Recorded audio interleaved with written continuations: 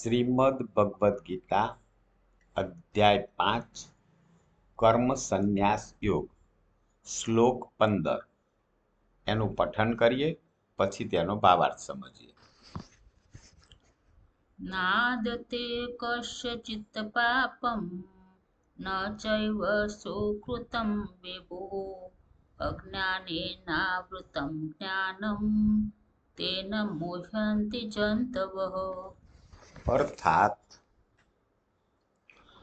પરમેશ્વર ન તો કોઈના પાપ કર્મને ગ્રહણ કરે છે કે ન તો કોઈના શુભ કર્મને, પરંતુ અજ્ઞાન વડે જ્ઞાન ઢંકાયેલું છે. એનાથી જ બધા અજ્ઞાની માણસો મોહ પામે છે.